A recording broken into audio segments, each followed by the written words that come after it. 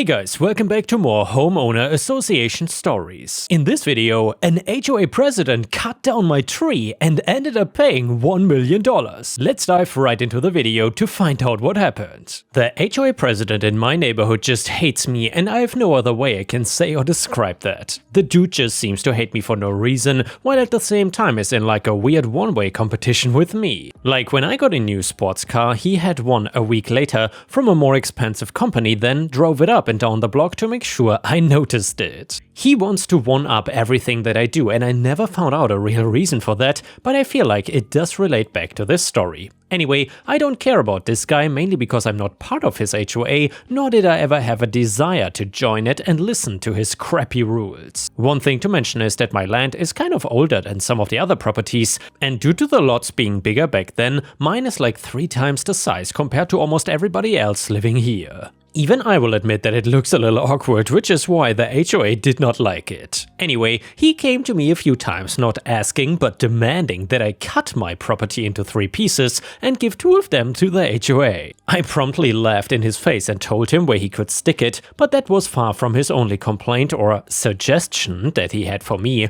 over the period of a few years actually. But I want to keep focused so this does not turn into an entire book. My trees. So, due to my property being older, my trees are also some of the oldest in the neighborhood and also the biggest. Between this, the sports car talk, and the stick comment, I feel like some of you will take this kind of thing and really run away with some dirty thoughts. Anyway, now that I'm reading it back, him feeling insecure about himself could also contribute to a lot of the things he has done. Back to my trees though. The HOA president hated them and complained about them existing more than anything else he spoke to me about, and each time he had some different reason why the trees needed to be removed, and each time I had to remind him that I was not part of the HOA and I did not need to listen to anything that he said. HOA guy: they look so weird being bigger than the other trees. Me: I cannot control how tall trees are. HOA: oh, and what if we have a big storm and they fall and damage somebody's house? Me: that's exactly the point of insurance. HOA: you have too many trees, there must be some kind of limit. Me: yeah, you go and find me a law saying that there's a tree limit on private properties, as if the trees were not here before any of you. HOA: the HOA bylaws state this and that. Me: then it's a good thing I'm not in the HOA. Those were just some brief back and forth conversations I've had with him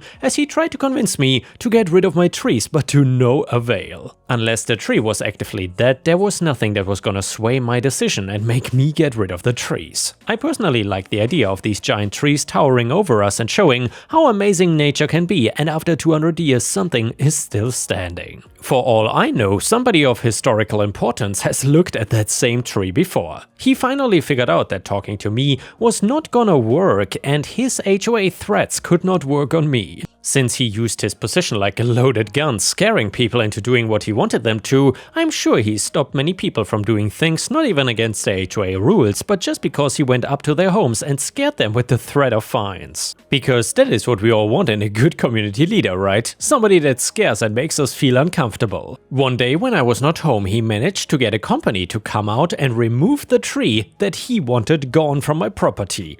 Now, getting rid of a 140-foot oak tree is no easy task, and it was clear this company was not up for the job but decided to do it anyway. Now, he will swear up and down later that it was just this one tree he wanted removed, but I feel like if it succeeded, he was gonna get more done. Now, the company was under some crap assumption that it was HOA land, since my house was not that close to it, and again, my land was bigger than everybody else's. So they cut the tree down but made 2 major mistakes during the process. The first one was not making sure the tree fell in the right direction, and instead it knocked over another tree. Then they decided, instead of grinding down a stump like most people do it, they ripped out the roots and all, not paying attention to the fact that the roots were also huge and gonna create a massive hole. And to make things even worse, the roots were tangled or connected or something to the roots of another tree, which got so uprooted that they removed it as well because it was not stable and probably was not gonna live at that point. When I found out what was going on when I got home, I was furious. It was around the time they were almost done with their 3rd tree. I started screaming at the company and at the HOA president, who was hanging out there the entire time and probably enjoying every single minute of it. My beautiful trees were now gone and there was a giant hole in my yard, and this man was 100% responsible for it in my eyes. I called the police, who told me that I could have them trespassed from my property, but as far as getting the money back, that was going to have to be a personal lawsuit. One that I was eager to get started, and the lawyer I found, who specialized in tree law, felt like I had a lot of money coming my way for it. Despite the trees being gone due to technology and old street cam views and stuff, an arborist was able to actually estimate what the trees were worth and what I could sue for. Each of those oak trees was worth between $100,000 and $200,000 due to their age and size and other things that I don't really understand. On their own, that sounds like a big payday, but I learned a lot about trees and stuff from this experience, and usually in law, if somebody breaks or steals something, they are forced to replace it. The thing is that you cannot just replace those trees, because you cannot just go out and buy an old oak tree from the store. Sure, you can buy an oak tree and plant it, but it just would not be the same. When items cannot be replaced, courts like to make the guilty party pay treble damages. If you are like me and did not know what that means, it basically means triple the worth of those trees. So this was now a huge expensive lawsuit, and the HOA were beyond scared about the fact that I wasn't gonna nail them. The thing is that I knew they did not have that kind of money, so my lawyer actually had me move that big money lawsuit onto the tree company itself, because the damage was caused by them and they did not have a right to remove trees that belonged to me. I read so many stories here where companies get off, and I need you all to know that even if the HOA lied to them, they are still liable for this. Sue them too. The company clearly did not want to have a bigger lawsuit on their hands or for anybody to dig more into what they were doing, and they were willing to give me that huge 7-figure sum settlement, $1 million, and for them I was more than happy to do that. But I was not done with the HOA president, because I still had a lawsuit in me and was aiming for the HOA for that one. The HOA president had trespassed on my land, forged fake documents showing the land was HOA property, and knowingly had my property destroyed. Now, I knew that he was a jerk, but I did not think he was a stupid man until I heard the defense he gave in court for what he did and why he should not get into trouble for it.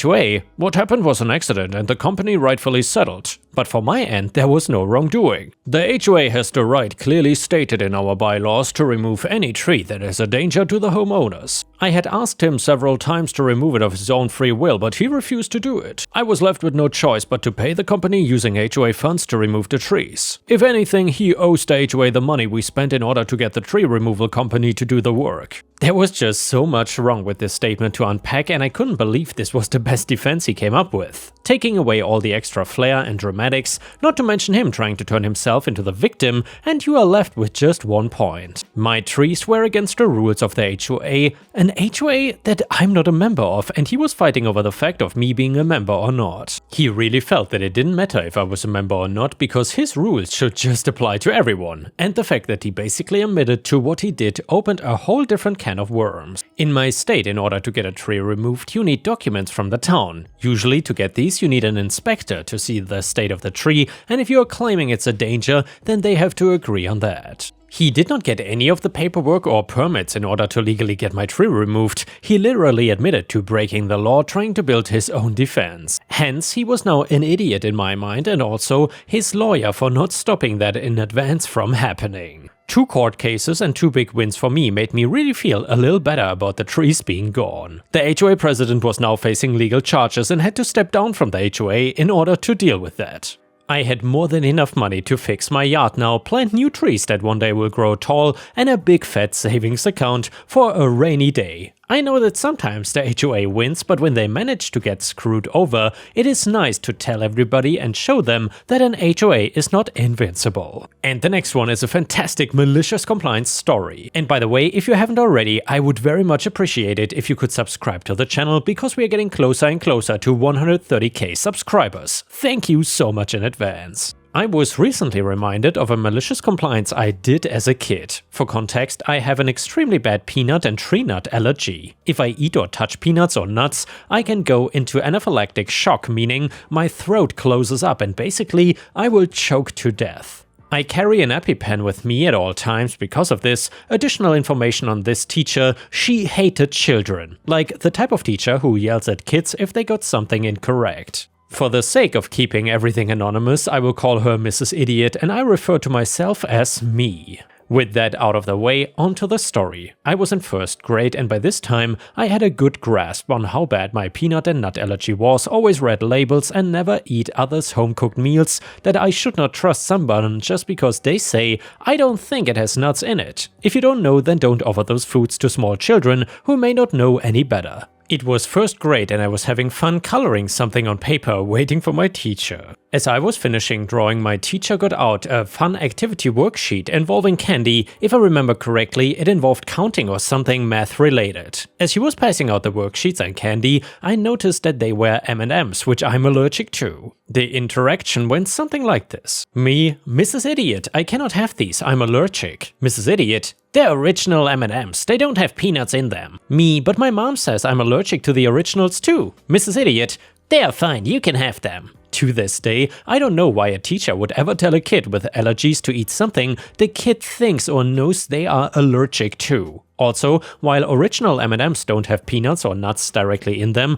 they are made on the same equipment as peanut M&Ms. This exchange went on for a while, with the idiotic teacher telling me that they are fine and me saying they are not. I think the teacher actually believed I was purposely trying to annoy her. Mrs. Idiot, if you don't start behaving, I'm gonna call your mother and you will be in big trouble. Younger me realizing that my mom was just gonna say the same thing, instead of telling her that, I sat there and smiled at the teacher and said, okay, call her. I remember wondering why the teacher just didn't believe me. Looking back, that teacher definitely hated being told that she was wrong, especially by a first grader. The idiot teacher looked annoyed but smug, I guess thinking that my mom would yell at me for not wanting to die or have a giant needle put in my thigh and being rushed to the hospital. Now, I don't know the full exchange between my mom and the idiot teacher because this was so long ago and my mom does not remember what exactly was said, just that she was extremely angry. I know she tore into my teacher because me and everyone who was present in class could hear my mom yelling through the phone. I think for the first time ever, I saw my idiotic teacher actually being nervous. After my mom tore the teacher a new one,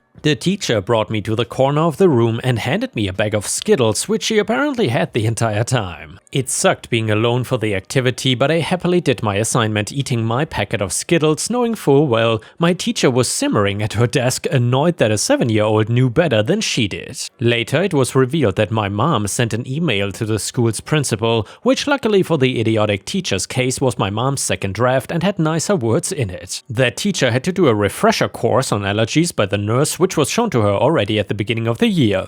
I guess my school was desperate for teachers because she continued to teach at that school even though she had other incidents too. As much as I would like to say that I ate the M&Ms and watched as her career tanked, blowing up like a Thanksgiving Day parade balloon, I didn't. As the wise Sid the Sloth said, no thanks, I choose life. And yeah, Ripe Stars, I'm honestly baffled by this story. I would have hoped that the teacher at least got reprimanded in some way and not just had to do a refresher course, or alternatively, she should have gotten fired instead as well. That would have been a good alternative. Either way, let me know what you would have done in this story if you were the mom of the kid. Either way, the next one is a funny petty revenge story. I am cackling right now. My teenager and husband are constantly leaving the baby gates I have installed on the stairs and door to the mudroom open. The dog will then go into the mudroom and eat the cat litter, or she will pee on the carpeted landing or go up to our room to get into our trash or the diaper pail. It drives me bananas. Making them clean it up doesn't seem to deter them from constantly forgetting to shut the gates. My teenager maintains that they don't leave the gate open. So then, I bought one of those window alarms that has a separate magnet and then the main unit, so when you separate them, it alarms that the window is open. You can put these things just about anywhere, such as doors, fridge or freezer, cabinets, etc. You can also set a delay, which is what I did, so it's not alarming just from someone walking through. Currently upstairs with the toddler for a nap, and I heard the teenager go down the stairs. And well, 30 seconds later the alarm starts going off. I sent them laughing face emojis and they just said,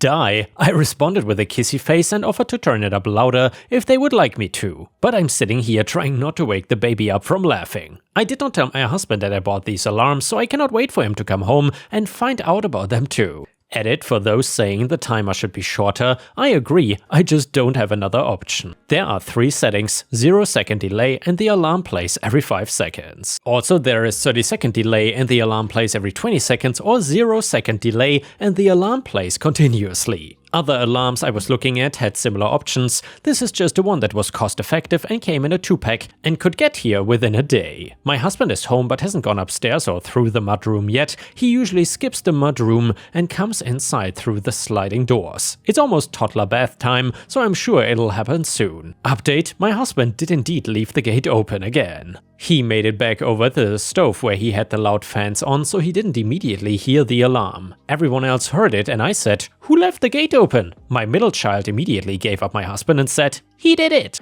And then my husband said, "It wasn't me." And she fired back at him that he just came down the stairs and it definitely was him. Then the alarm went off again and he said, "What is that?" And then, "Really, babe?" before rolling his eyes and marching over to fix the gate. Everyone got a pretty good laugh about it. I will have to give it a trial run and see how well it deters them from leaving it open in the future. Edit: I keep getting comments about training my dog. Well, thanks for the concern, but she only pees in that one spot. It's a muscle memory thing, because we have scrubbed, steamed, painted and replaced carpet and underlayment, and she will still squat there and only there, nowhere else in the house. As for her getting into diapers and socks and underwear, well, we've worked with her vet about the possibility of doing medications, but ultimately have been told that it's largely a dog thing. Some dogs don't care much for poop and other body odors, and some cannot get enough of them. She will only go for the poop diapers, so she seems to be driven by the same urge she gets when she goes after the cat litter. We've been told that we can put her on essentially doggy Prozac, or we can just keep those things out of her reach. I don't want to put her on meds if we can help it, so this is our solution right now. If it proves ineffective in the future or she starts getting into other stuff, we will revisit the behavioral stuff with the vet. Also, keep getting told to get a spring-loaded gate. Well, they are already spring-loaded.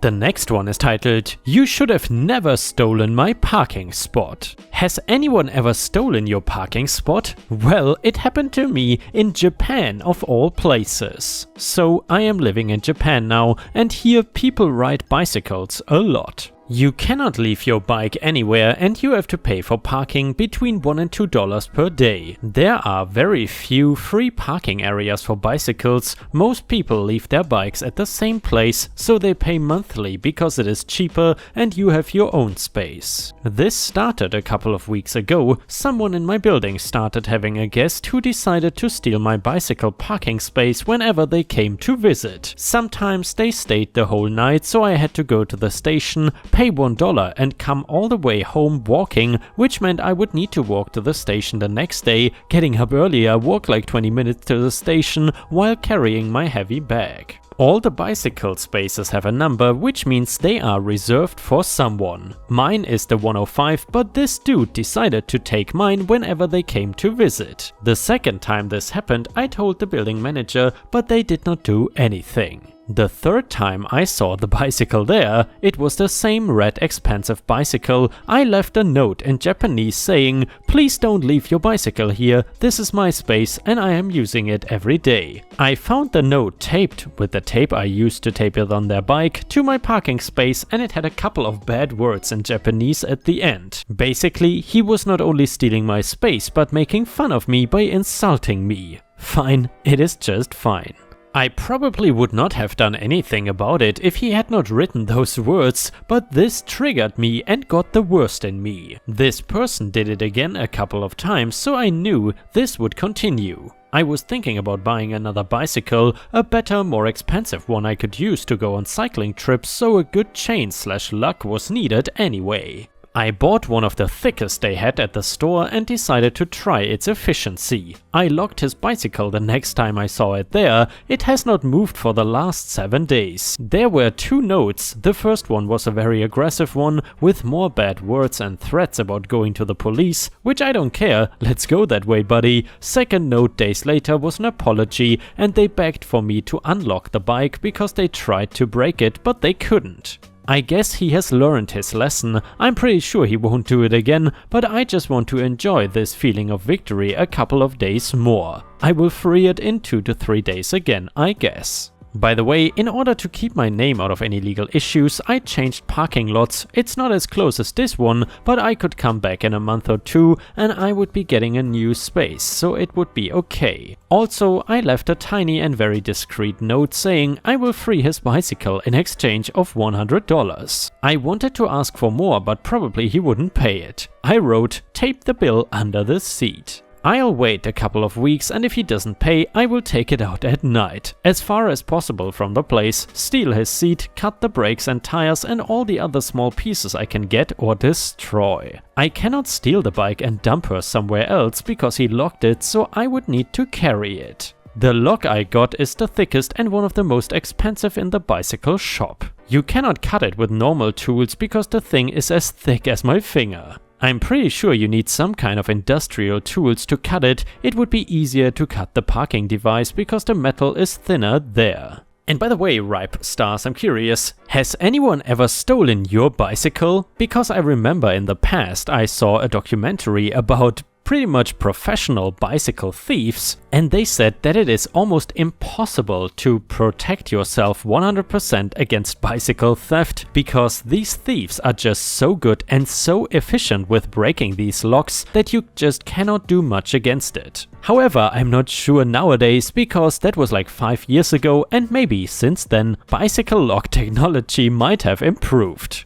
And yeah guys, with this we have reached the end of the video. However, if you cannot get enough of my content, please don't forget to subscribe to the channel to not miss any of my daily uploads. And also check out my podcast by searching for Ripestories on Spotify, Amazon, Audible and other podcast platforms. You will often find exclusive episodes and early access to new content. Furthermore, please check out my Patreon by going to patreon.com/ripeyoutube or my YouTube membership program for even more exclusive stories. Thank you so much, and I will see you again tomorrow.